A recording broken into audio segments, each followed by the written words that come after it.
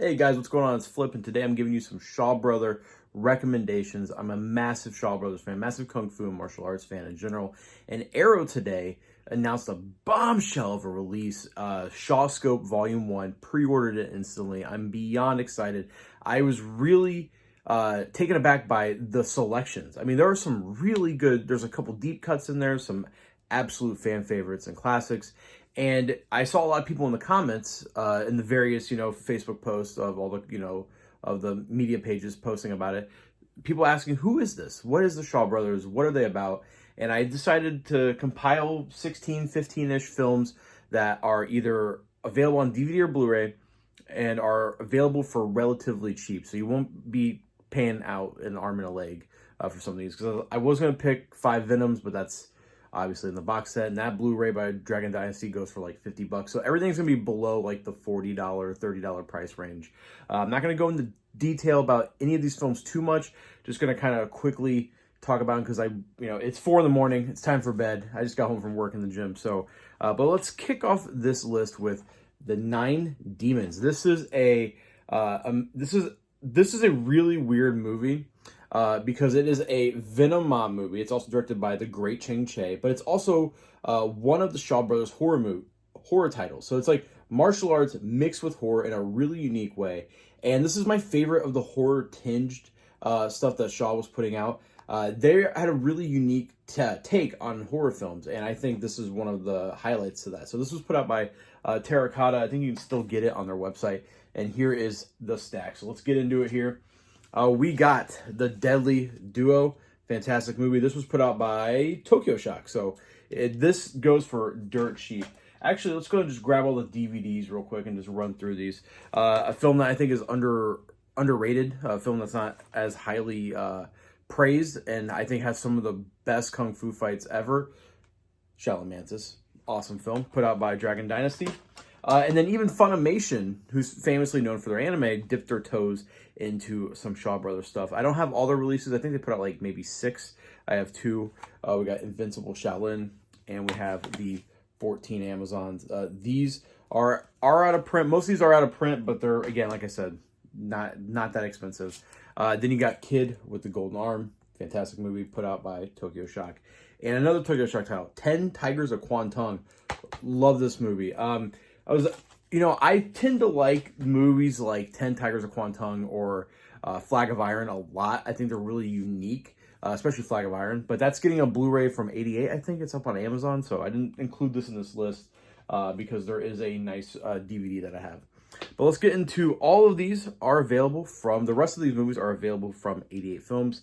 Guys, it's 2021. If you are a film fanatic, if you collect films, especially martial arts, and you don't have a region-free player, I don't know what the hell you're doing. So let's get into this list here. I got a table right here. I got a big stack. So Killer Constable, again, a title that I don't think gets celebrated as much as it should. It is a ton of fun. Then we got The Masked Avengers. This is another horror-tinged movie. Really, really enjoyed this one. This one is brutal, like really gruesome, really bloody, and like borderline cultish. It has like a cult tinge feeling to it. Really love that movie. Then we got The Dragon Missile. This is directed by, I am terrible with names, so Ming-Hua Ho, who is the same director as The Flying Guillotine. Well, there was some trouble, Flying Guillotine was a massive success, and it's a great movie. That's on this list. We'll talk about it here in a little bit. But there were some problems with getting the sequel, Flying Guillotine 2, up and running. So this film he filmed in between Flying Guillotine and Flying Guillotine 2. There were some problems with like the director wanting more control and some cast issues and stuff, but this is basically a very similar weapon to the Flying Guillotine, but it's not the Flying Guillotine. It's all about decapitations, and it's a lot of fun. This is a great movie, and I think the version with the slipcover is out of print, but you can still get it from 88. So if you're not a stickler about slipcovers, then then I think that's awesome. Then we got Come Drink With Me, King Hu. King Hu is one of, I think, the greatest Hong Kong/Chinese directors of all time. If you're a fan of the Criterion Collection, he directed Dragon's Inn and A Touch of Zen, both fantastic movies, but this was his first movie.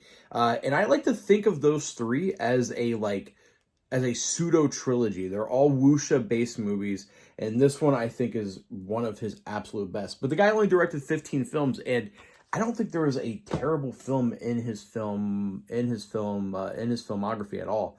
I think all his movies are really good. He's a very unique director. And then one of the most important films that Shaw Brothers ever put out, and that is One Armed Swordsman, starring the great Jimmy Wang Yu. This was the first movie that Shaw put out to break $1 million at the Hong Kong box office. Launched Jimmy Wang Yu into stardom, where he would eventually want more, more creative control, more rights, more money. Rightfully so. He was a massive star. He was a huge draw. And he eventually later left Shaw Brothers for their competitor, and eventually the studio that became bigger than Shaw. Not the amount of films they put out, but popularity and quality-wise, Golden Harvest, where he went on and did One Armed Boxer and Masters of Flying Guillotine. And speaking of Masters of Flying Guillotine, when they were trying to film a sequel to Flying Guillotine, Jimmy Wang Yu jumped on that and was like, hey, I'm directing a sequel to One Armed Boxer called Master of the Flying Guillotine. That's also a great film as well. So nice little tidbit of history. I said I wasn't going to talk about these films too much, and here we are, Flying Guillotine. The thing I love about 88 is that they put this out. They also put out the final part in the series, The Vengeful Beauty, but they didn't put out Flying Guillotine 2. So if you do want the trilogy, which I recommend because it's one of my favorite trilogies of all time in film history, you have to get the Dragon Dynasty DVD, which is honestly, it does its justice. Does anybody else think it's ridiculous how, like if you didn't know what Kung Fu movies were, you didn't know what Shaw Brothers was about, and you saw the graphics in the front and back, you'd be like, wow, what is that? And then you go and watch it, and you're going to be like, huh. But as a fan of that, you get it. But I still think Flying Guillotine is a must-watch, even though both of these are really good. I would recommend both of these highly. The director's name, Ming Hua Ho, is, I think, a director when people talk about Shaw Brothers, kind of not overlooked because he is very well regarded. I can't really think of the word. I can't put my finger on the word, but everyone goes to Chang Che, everyone goes to Lar Kar Long, and I feel like he needs a little bit more love. And speaking of Lau Kar Long, we got one of my top 10 favorite movies of all time, 8-Diagram Pole Fighter. I think this is Lar Kar Long's masterpiece. I know a lot of people like 36 Chambers a lot, but I think this is just beautiful. This is art. I highly recommend you pick up the 8-Diagram Pole Fighter. I think the slipcover is out of print, so you are going to be kind of stuck with just the normal version. God, I love the artwork too. That one comes with a poster. Then we got 5 Element Ninjas. I think this is, I think everyone who is even remotely interested in Shaw films or martial arts films have heard of this. This is on Netflix. This is a crazy, crazy movie. One of the best ninjas movies of all time. And then I want to highlight this movie, and this is the last one on the list. The Brave Archer.